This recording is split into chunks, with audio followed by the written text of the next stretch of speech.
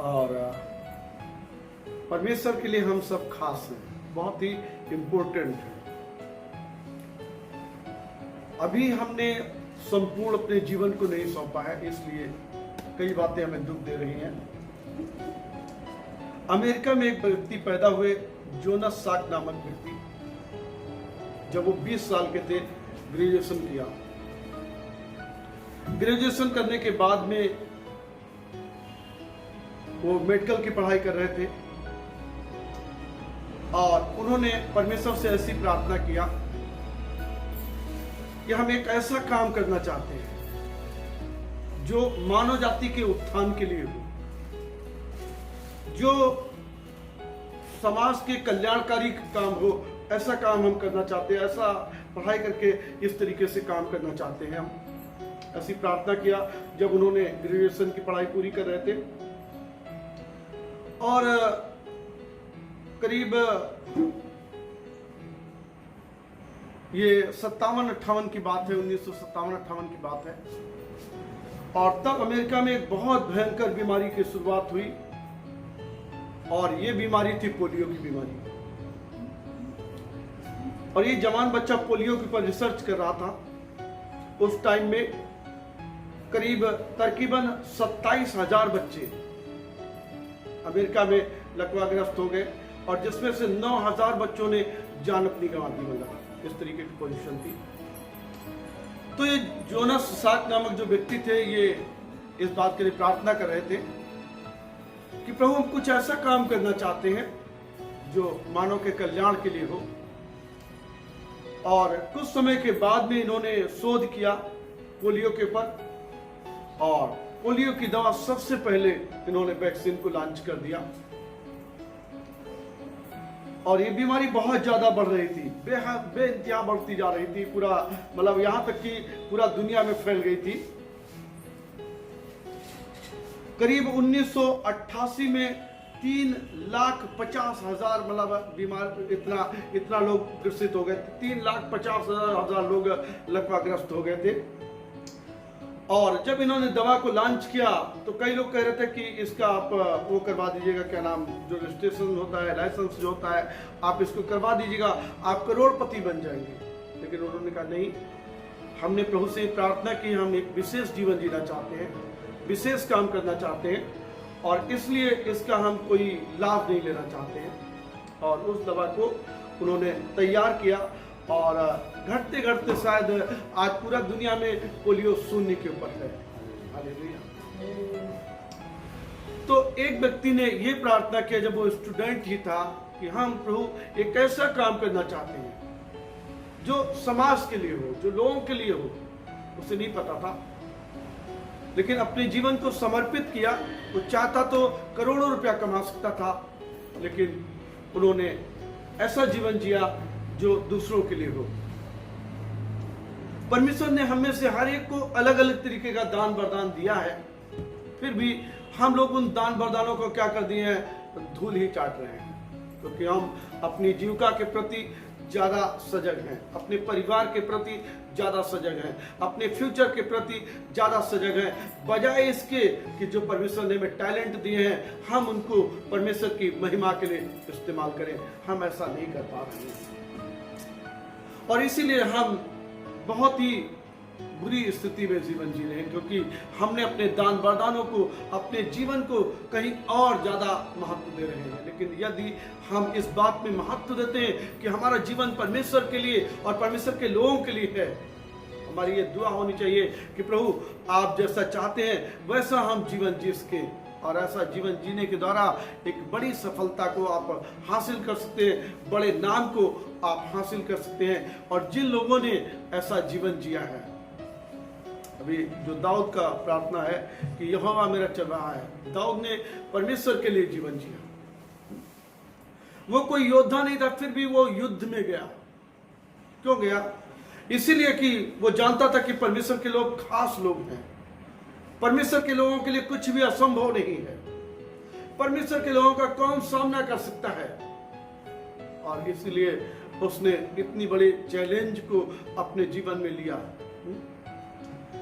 और चैलेंज कितना भी बड़ा हो, जैसा मैंने ये कहानी आपको सुनाई है, जोनास साक नामक व्यक्ति की कहानी, जो स्टूडेंट लाइफ में ऐसा निर्णय लिया, निर्णय लेने के बाद में ये जब महामारी पूरा फैली देश में, पूरा संसार में फैल गई, हजारों हजार लोग पोलियोग्रस्त हो गए, अपाहिज हो गए, बहुत लोगों ने जान गंवा दी। लेकिन उस व्यक्ति ने कहा था कि हम अपना जीवन, ऐसा जीवन जीना चाहते हैं जो समाज के लिए हो, जो दूसरों के लिए हो, और एक ऐसा जीवन जिया जो शायद पूरा दुनिया के लिए विख्यात वो व्यक्ति हो गया।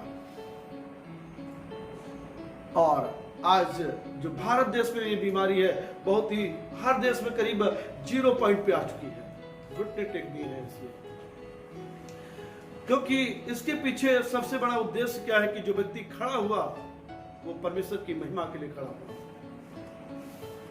परमेश्वर किसी भी व्यक्ति को इस्तेमाल कर सकते हैं महामारी के समय में, और ऐसा प्रभु हमेशा करते आए हुए हैं।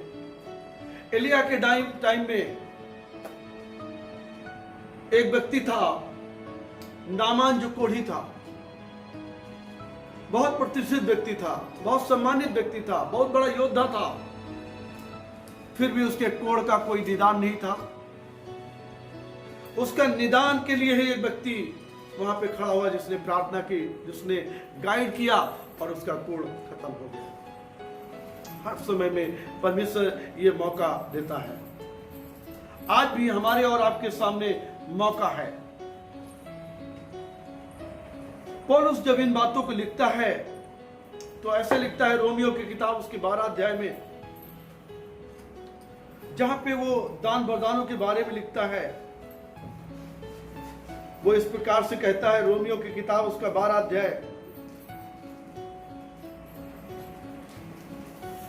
और 6 वचन से लेकर के 11 वचन तक, कहता कि जबकि उस अनुग्रह के अनुसार जो हमें दिया गया है, हमें भिन्न भिन्न वरदान मिले हैं। तो जिसको भविष्यवाणी का दान मिला हो वो विश्वास के परिणाम के अनुसार भविष्यवाणी करे।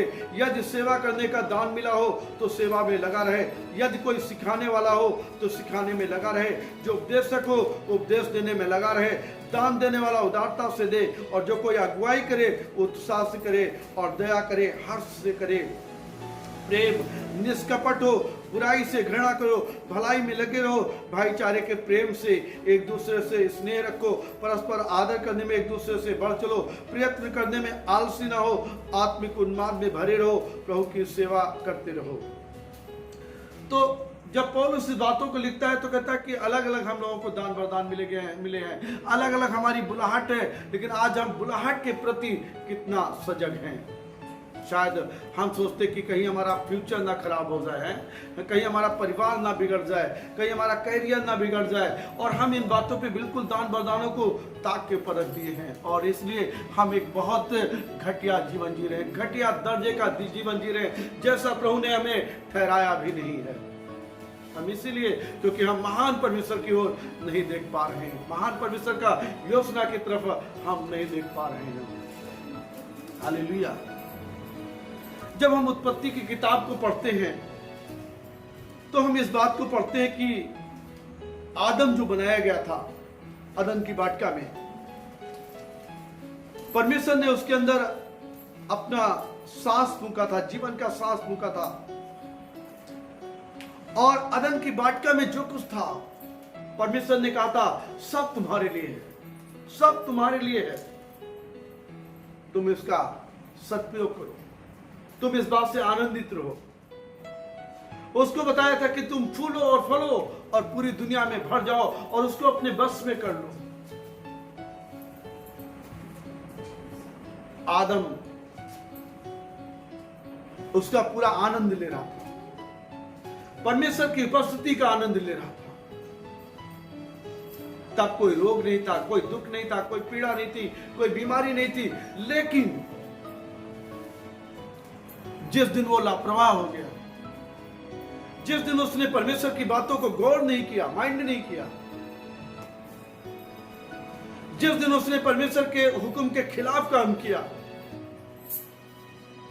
पवित्र शास्त्र कहता है कि वे नंगे हो गए, महिमा खत्म हो गई। जब कोई व्यक्ति परमेश्वर की बातों पे गौर नहीं करता, परमेश्वर की बुलाहट पे गौर नहीं करता है, परमेश्वर के दान वरदानों पे गौर नहीं करता है, अपने जीवन में लापरवाह हो जाता है, पाप में गिर जाता है, उसके जीवन से परमेश्वर की महिमा खत्म हो जाती है, शांति खत्म हो जाती है, आशीष खत्म हो जाती है, बरकत खत्म हो जाती है, बेचैनी उसके जीवन में आ जाती है। ऐसा बड़े बड़े राजा तक की घबरा गए और बेचैन हो गए, परेशान हो गए और अपने जान को दे दिया। बाइबल बताती है साउल जब लापरवाह हो गया परमेश्वर की बातों से, जब वो परमेश्वर की बातों पे गौर नहीं कर रहा था, सुस्त पड़ गया। जब उसके जीवन से परमेश्वर की महिमा खत्म हो गई, लिखा है कि वो डरने लगा, घबराने लगा, उसको एक ऐसा दुष्टात्मा आकर के सता रहा था कि वो घबरा रहा था, परेशान हो रहा था, बेचैन हो रहा था और आखिरकार में उसका जीवन खत्म हो गया, बर्बाद हो गया, नष्ट हो गया। क्यों? क्योंकि उसने दान वरदानों को महत्व नहीं दिया, उसने परमेश्वर की बातों को महत्व नहीं दिया, परमेश्वर की बातों को उसने निचले स्तर पर रखा। आज जो मसीही लोग हैं कितना घटिया दर्जे का जीवन जी रहे हैं। क्या उनके अंदर आग है प्रभु के प्रति?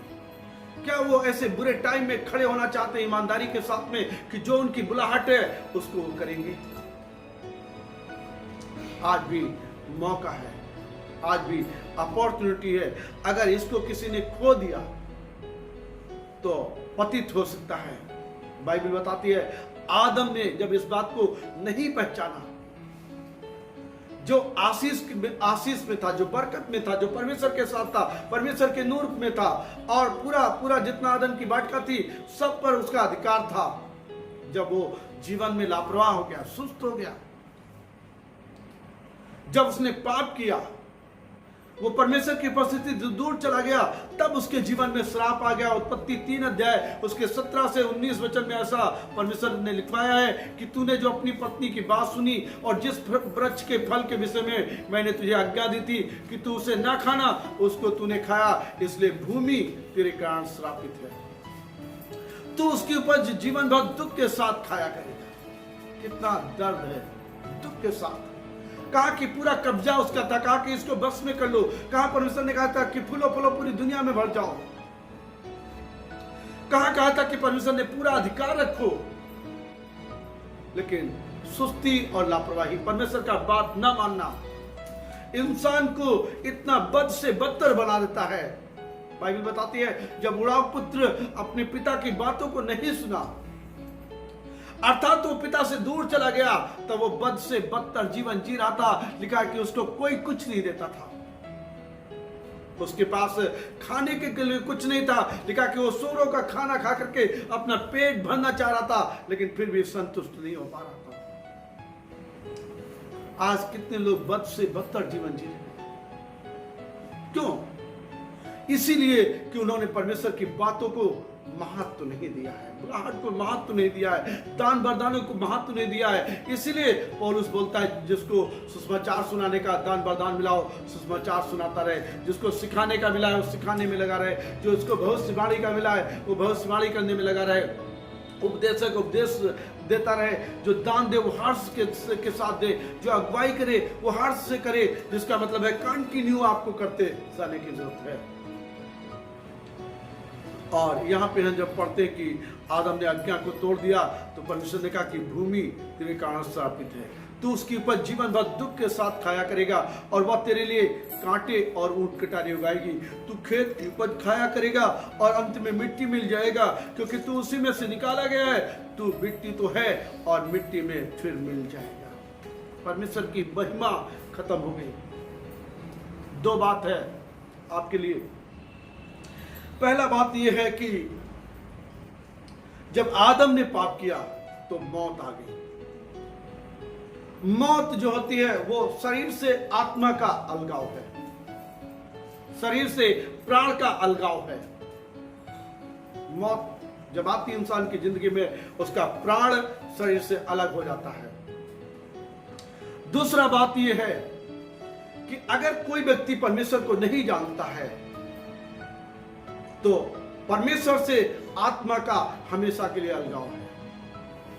फिर वो कभी सारे अवसर खत्म हो जाएंगे। उस दिन के बाद में आत्मा जो है हमेशा के लिए परमेश्वर से अलग हो जाएगी। अगर वो व्यक्ति परमेश्वर को नहीं जान पाता है, परमेश्वर के तरीके से जीवन नहीं जीता है, हमेशा के लिए एक ऐसे स्थान में चला जाएगा जो आग का भट्ठा जिसे बोला गया है, जिसे नरक बोला गया है, जिसे इतना खराब जगह बोली गई है, हमेशा के लिए उसका आत्मा वहां पे तड़पता रहेगा।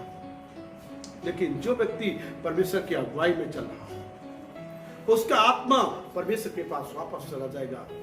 वहां कोई दुख नहीं होगा, वहां कोई पीड़ा नहीं होगा, वहां कोई दर्द नहीं होगा, वहां कोई बीमारी नहीं होगी, वहां कोई दुख नहीं होगा। इसलिए आज अगर केवल आप शरीर के लिए ही जी रहे हैं तो ये बहुत खतरनाक बात है। शरीर एक दिन प्राण चला जाएगा शरीर से। आत्मा अगर प्रभु यीशु मसीह को नहीं जाना है, जीवन नहीं दिया है, उसके तरीके से जीवन नहीं दिया, तो आत्मा भी परमेश्वर के पास नहीं बल्कि नरक में चला जाएगा।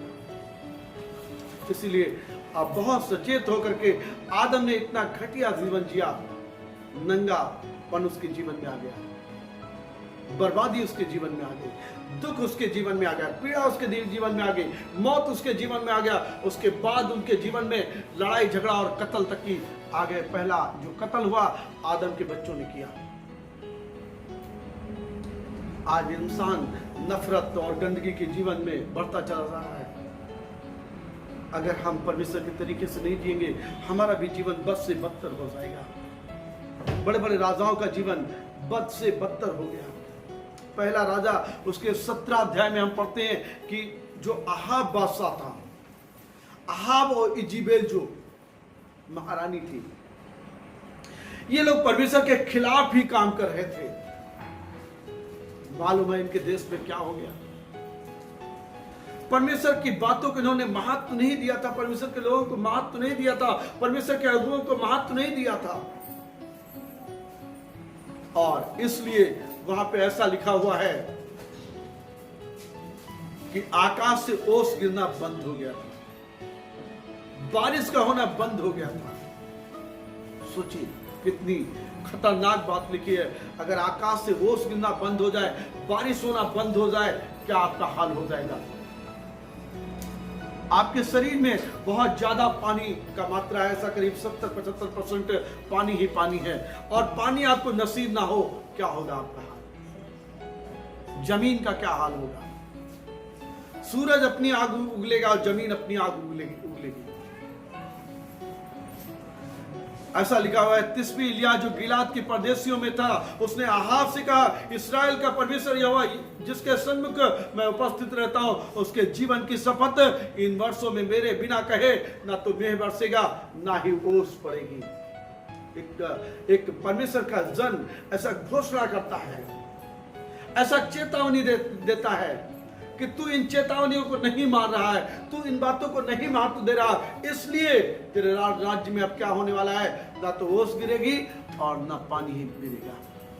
सोचिए क्या पोजीशन हो गई थी। आकाश बंद हो गया, ओस गिरना बंद हो गया, पानी गिरना बंद हो गया, फसल उपजना बंद हो गया, चारों तरफ महामारी और अकाल और भुखमरी और दुख और दर्द, ये कुछ नहीं कर सकता था। बड़े बड़े राजाओं का बुरा हाल हो गया है जिन्होंने परमेश्वर की बातों को महत्व नहीं दिया है। और आगे लिखा है, इस कारण आकाश से ओस गिरना और पृथ्वी पर उपज दोनों बंद है। आकाश से ओस गिरना और पृथ्वी पर उपज दोनों बंद है। ये दोनों चीजें बंद हो जाना, सोचिए कितना मानव जाति के लिए तस्दी है, कितना परेशानी का विषय है, कितना दुख का विषय है।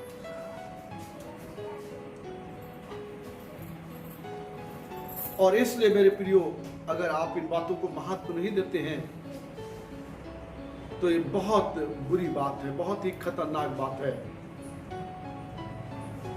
हग्गै नबी की किताब उसका 1 अध्याय उसके 3 से 11 वचन में ऐसा लिखा है, फिर यहोवा का वचन हग्गै भविष्यवक्ता के पास पहुंचा। परमेश्वर इन बातों को हम तक क्यों पहुंचाना चाह रहा है? शायद कहीं हम ठंडे हैं, शायद परमेश्वर की बुलाहट को खो चुके हैं, शायद परमेश्वर के दान वरदानों को हमने ताक के ऊपर रख दिया है, हमें केवल भविष्य की अपना चिंता सता रही है, अपना केवल परिवार की चिंता सता रही है। हमने उन बातों को महत्व नहीं दिया है, केवल हमें अपने स्वार्थ की बातों में ही आनंद हम उठा रहे हैं। और ऐसा करते करते हमारा ग्राफ नीचे चला जा रहा है। हर दिन हम नीचे जा रहे हैं, हर दिन दुख में जा रहे हैं, पीड़ा में जा रहे हैं। यहाँ पे ऐसा लिखा कि फिर यहोवा का वचन हग्गै भविष्यद्वक्ता के पास पहुंचा, क्या तुम्हारे लिए अपने छत वाले घरों में रहने का समय है, जबकि ये भवन उजाड़ पड़ा है। इसलिए सेनाओं का यहोवा यूं कहता है, अपनी चाल चलन पर ध्यान करो। तुमने बहुत बोया परंतु थोड़ा काटा, तुम खाते हो परंतु पेट नहीं भरता, तुम पीते हो परंतु प्यास नहीं बुझती, तुम कपड़े पहनते हो परंतु गर्माते नहीं हो। जो मजदूरी कमाता है वो अपनी मजदूरी की कमाई को छेद वाली थैली में रखता है। नजरअंदाज कर देने का मतलब है बर्बादी, बेकारी, कंडम हो जाना, बर्बाद हो जाना। व्यवस्था विवरण की किताब उसका 28 अध्याय उसके 38 से 40 वचन में लिखा, तू अपने खेत में बीज तो बहुत सा ले जाएगा परंतु उपज थोड़ी ही होगी। कितना दयनीय बात है। बीज ज्यादा बोएंगे, उपज थोड़ी होगी। क्यों? इसीलिए कि शायद परमेश्वर की बातों को हम महत्व नहीं देते, उनका आदर नहीं कर रहे हैं, उनकी इच्छा में हम जीवन नहीं जी रहे, केवल हम अपना स्वार्थ के लिए जीवन जीना चाहते हैं। क्यों ना हम ऐसी प्रार्थना करें कि प्रभु हम एक ऐसा काम करना चाहते हैं जिससे आपकी इच्छा पूरी हो, आपकी मर्जी पूरी हो। आज जितना जवान लड़का है नौकरी के लिए बहुत लालायित है, लेकिन फिर भी नौकरी का कहीं अता पता नहीं है। बहुत सारे बच्चों ने अपना आत्महत्या तक कर लिया नौकरी ना मिलने के कारण। बहुत लोगों का परिवार बिगड़ गया है, बहुत लोगों का धन बिगड़ गया है। काश अगर वो ये दुआ किए होते कि परमेश्वर आपकी क्या इच्छा है हमारे जीवन के लिए, शायद आज वो आनंदित होते, आज वो मगन होते, आज वो परमेश्वर के साथ में होते, आज वो परमेश्वर के उद्देश्यों को पूरा कर रहे होते। हमारी ये प्राथमिकता होनी चाहिए, जैसा जोनास साक ने प्रार्थना किया था और पूरे संसार के लिए वो आशीष का कारण हो गए। एक ऐसा दवा लॉन्च करने के द्वारा पूरे संसार के लिए वो आशीष का कारण हो गए। वो करोड़पति हो सकते थे, लेकिन उन्होंने ठुकरा दिया उस बात को। दान वरदानों को कभी भी उनको पैसे से नहीं आंका जा सकता है, वो पैसे से बहुत ज्यादा बहुमूल्य है। जो दान वरदान परमेश्वर ने हमको और आपको दिए हैं वो बहुत ज्यादा बहुमूल्य हैं। हमें हमेशा उनको परमेश्वर की महिमा के लिए इस्तेमाल करना जरूरी है, नहीं तो ओस गिरना बंद हो जाएगी, उपज देना बंद हो जाएगी। और जो बीज भी बोएंगे वो बीज तो ज्यादा बोएंगे लेकिन उपज बहुत थोड़ी होगी, और बाइबल बताती है उसको कीड़े भी खा जाएंगे। आगे हग्गै की किताब में इस प्रकार से लिखा है 2 अध्याय 16 और 17 पदों में, उन दिनों में कोई अन्न के 20 नपुओं की आशा से जाता है तब 10 ही पाता है। लिखा है कि उन दिनों में ऐसा टाइम आ जाएगा कि जैसे उन्होंने बोया है, सोचते हैं कि 20 नपुआ निकलेगा, तो लिखा कि 10 ही उसको मिल पाएगा। और जब कोई दाखरस के कुंड के पास इस आशा से जाता है कि 50 बर्तन निकले, तब उसमें 20 ही निकलेगा। आज आप देख रहे हो कितना किसान लोग आत्महत्या करें। उनका जो आमदनी सरकार बोलती मैं दोगुना कर दूंगा, लेकिन उससे नीचे आ चुकी है। हर दिन वो नीचे जा रहे हैं। आज स्टूडेंट जितना जवान बच्चा है वो नीचे जा रहा है? व्यापारी नीचे जा रहा है। क्यों नीचे जा रहा है? हमारी सरकारें तो बोल रही हैं हम इसको डिजिटल इंडिया बना देंगे, हम इसको इतना बना देंगे, मेक इंडिया बना देंगे, लेकिन शायद नीचे और नीचे और नीचे लोग जा रहे हैं। क्यों? क्योंकि शायद परमेश्वर की ओर नहीं देख रहे हैं। और कोई भी व्यक्ति अगर परमेश्वर की ओर नहीं देखेगा उसका ग्राफ नीचे चला जाएगा। हो सकता है पतित हो जाए, हो सकता है बर्बाद हो जाए, हो सकता है क्योंकि ओस गिरना अगर बंद है, पानी बरसना बंद है, उसके जीवन में आशीष आना बंद है, उसके जीवन में केवल चिंता है, भुखमरी है, परेशानी है, तकलीफ है, टेंशन है, कब तक वो लड़ाई लड़ सकता है? और इसीलिए हमें इन बातों पे सोचना है, विचार करना है। आगे लिखा है क्या नाम, इसी पुस्तक में, हग्गे की नबी की किताब की पुस्तक में एक अध्याय उसके 5-6-7 वचन में ऐसा लिखा हुआ है, सेनाओं का यहोवा तुमसे यूं कहता है, अपने चाल चलन पर सोचो, पहाड़ पे चढ़ जाओ, लकड़ी ले आओ, इस भवन को बनाओ और मैं उसको देखकर प्रसन्न होऊंगा और मेरी महिमा होगी। कोई ऐसा काम करे जिससे परमेश्वर को महिमा मिले। आपके जीवन में हर एक ऐसा काम हो जिससे परमेश्वर को महिमा मिले। अगर आपके जीवन में, आपके जिंदगी से परमेश्वर को महिमा नहीं मिलती है तो ये पतन की बात है। दाऊद ने हर एक बात में परमेश्वर को महिमा देने का काम किया, इसीलिए वो इतना गरीब होकर के, इतना भेड़ बकरी का चरवाहा होकर के भी इतना टॉप पोजीशन पे पहुंच गया। शाऊल ने परमेश्वर को महिमा देना बंद किया, इसलिए गिरते गिरते गिरते गिरते यहां तक कि अपना आत्महत्या के ऊपर उतारू हो गया। उसका कोई विकल्प नहीं मिला। आदम ने जब पाप किया, कोई विकल्प नहीं उसके पास था। आज इंसान पाप में फंस करके उसके पास कोई विकल्प नहीं है जब तक कि वो परमेश्वर के पास ना आए। परमेश्वर ही रास्ता निकाल देता। जब सारे दरवाजे बंद होते हैं, वो कहता कि एक नया दरवाजा मैं बेटा तुम्हारे लिए खोल दूंगा। तो मेरे प्रियो, हमें विचार करना है। और आदम ने इतना ही नहीं कि वो नंगा हो गया, बल्कि 3 अध्याय उसके 24 वचन को पढ़ते कि जहां पे आदम आनंद उठा रहा था, वहां पे क्या है कि वहां पे जा भी नहीं सकता था। देखा, इसलिए आदम को उसने निकाल दिया अदन की वाटिका से, और जीवन के वृक्ष के मार्ग का पहरा देने के लिए अदन की वाटिका के पूर्व की ओर करूबों को और चारों पर घूमने वाली ज्वालामयी तलवारों को नियुक्त कर दिया। जो आशीष थी, जहां पे बरकत थी, जहां पे उसको आनंद मिलता था, अब उस उपस्थिति में वो कभी नहीं जा सकता था। वहां पे परमेश्वर ने क्या किया? स्वर्गदूतों को लगा दिया, करूबों को, एक से एक महान स्वर्गदूतों को लगा दिया, ज्वालामयी तलवारों को वहां पे नियुक्त कर दिया। अब सोचिए आदम का क्या बुरा हाल होगा। जो व्यक्ति परमेश्वर के तरीके से नहीं जिएगा, जो व्यक्ति परमेश्वर के दान वरदानों को नहीं इस्तेमाल करेगा, जो व्यक्ति परमेश्वर को महिमा नहीं देगा, वो हमेशा के लिए पतित हो जाएगा, गिर जाएगा, बर्बाद हो जाएगा, कंडम हो जाएगा। इसलिए हमें ये विचार करना है कि जो भी हम काम कर रहे हैं, कोई काम बुरा नहीं है अगर आप करते हैं, लेकिन क्या हमारे काम से परमेश्वर को महिमा मिल रही है? कहीं हमने दान वरदानों को तुगाव तो नहीं दिया है? बड़े बड़े राजा लोग अपने आप को बचा नहीं पाए। आप जैसा घमंडी राजा लोग कुछ नहीं कर पाए। अकाल के दिनों में पानी नहीं गिरा, फसल नहीं हुई, बर्बाद हो गए, मर मिटे। साउल जैसा बादशाह, जिसको खाली पर्सनालिटी इतनी उसकी गजब की थी, कोई देख करके ही डर जाता, लेकिन साउल खुद इतना भयभीत था, जो बातें थी भी नहीं, वो बातें उसको डरा रही थी। इसीलिए डरा रही थी क्योंकि वो परमेश्वर की उपस्थिति से दूर जा चुका था। तो मैं ये कहना चाहता हूं कि जो ये स्टूडेंट का मैंने हवाला दिया है, जोनास साग का, जो स्टूडेंट लाइफ में ही प्रार्थना किया कि प्रभु हम एक ऐसा काम करना चाहते हैं, एक ऐसा जीवन जीना चाहते हैं जो आपके लिए हो, आपके लोगों के लिए हो, आपकी महिमा के लिए हो। हाँ, वो करोड़पति अगर मांगता तो मांग सकता था, अवसर भी आया कि वो करोड़पति बने, लेकिन नहीं। उसने अपने जीवन को, बाइबल बताती है कि कुत्ता छांट की ओर और धोई हुई सुवर्दी कीचड़ की ओर लौट जाती। ऐसा वो लोग होते लालची और स्वार्थी जो अपना ईमान बदल देते हैं बात बात में। एक बार जो दुआ किया है उस दुआ में बने रहना है।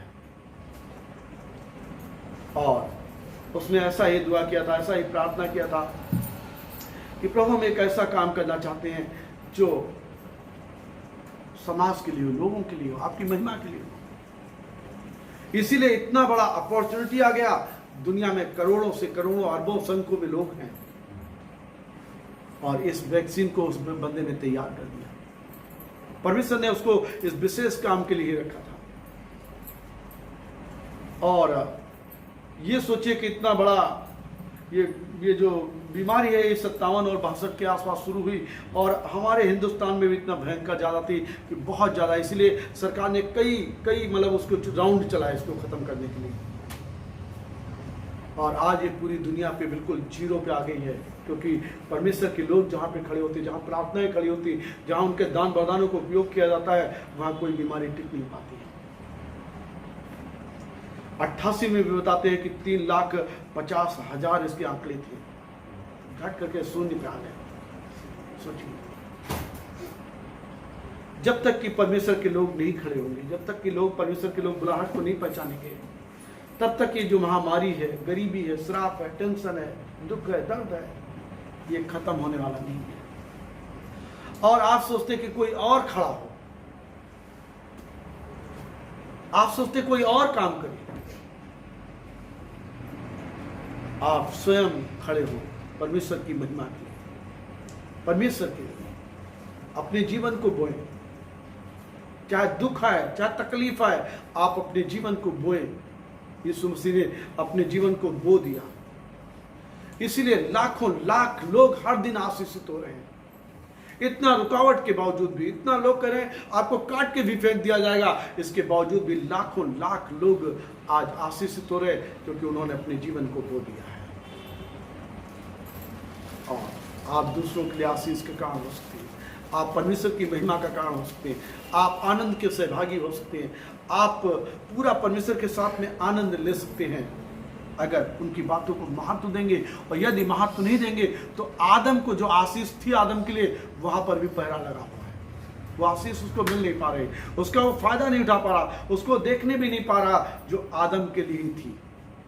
कई बरकतें हमारे लिए हैं, कई आशीषें हमारे लिए हैं, कई आनंद हमारे लिए हैं, कई अपॉर्चुनिटी हमारे लिए हैं, लेकिन इसीलिए हमने खो दिया है क्योंकि परमेश्वर को हमने सेकेंडली लेकर के आ गए, जबकि वो प्रथम है, वो फर्स्ट है, वो अल्फा और ओमेगा है। उसको महिमा दे, उसको आदर दे। आइए हम प्रार्थना में जाएंगे। प्रेमी पिता, हम दिल की गहराई से धन्यवाद देना चाहते, राजाओं के राजा और प्रभु के प्रभु। जब हम आपके वचन को पढ़ते हैं, हम पढ़ते हैं कि स्वर्ग और पृथ्वी के सारे अधिकार आपके पास में हैं और आप पिता के दाहिने बैठे हुए हैं। प्यारे परमेश्वर, आपने पिता की बातों को महत्व दिया, पिता के पैगाम को दुनिया में लेकर के आए और मौत को भी आपने परास्त कर दिया। उद्धार का रास्ता लेकर के आए, उन्नति का रास्ता लेकर के आए, रोशनी का रास्ता लेकर के आए प्रभु। आशीषों को लेकर के आए, बरकतों को लेकर के आए, चंगाई को लेकर के आए, जीवन को लेकर के आए। मृत्यु को आपने कुचल दिया। प्यारे परमेश्वर, हम धन्यवाद देते हैं। कोई बात हमें डराने वाली नहीं प्रभु, अगर हम आपके साथ में हैं, अगर हम आपके लिए जीवन जी रहे हैं प्रभु जी, आपकी मर्जी में जीवन जी रहे हैं, तो कोई बात हमारी हानि के लिए नहीं, क्योंकि पौलुस कहता कि सब बातों में परमेश्वर क्या करेंगे, अपने प्रेम रखने वालों के लिए सब बातों में भलाई उत्पन्न कर देंगे। प्यारे परमेश्वर, हम धन्यवाद देना चाहते हैं इन सुंदर वचनों के लिए प्रभु। हम प्रार्थना करना चाहते हैं कि प्रभु जो दान वरदान आपने दिए हैं प्रभु, जिस मर्जी के लिए हमें बुलाया है, चुना है और भेजा है इस दुनिया में प्रभु, हमारी दुआ है उस बात को हम पूरा कर सके प्रभु। हाँ प्रभु जी, हम प्रार्थना करना चाहते हैं, इस क्षेत्र में बहुत सारे लोग आपके पास आ गए प्रभु। हाँ प्रभु जी, हम उनके लिए प्रार्थना करते हैं कि वो अपने जीवन में इस बात को महत्व देने पाए कि वो आपके चुने हुए लोग हैं, वो आपके खास लोग हैं। आपने उनके अंदर कई दान वरदानों को डाला है प्रभु, आपकी महिमा के लिए वो दान वरदानों को इस्तेमाल करने पाए, आपकी महिमा के लिए वो जीवन जीने पाए। हर एक बात में वो आपको महिमा दे सके प्रभु, ताकि प्रभु उनका बीमारी, मौत, दुख, परेशानियां, दुश्मन कुछ बिगाड़ने ना पाए प्रभु।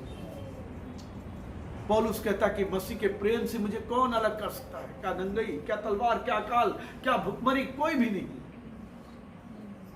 प्यारे परमेश्वर, आपका प्रेम अथाह है अपने लोगों के लिए।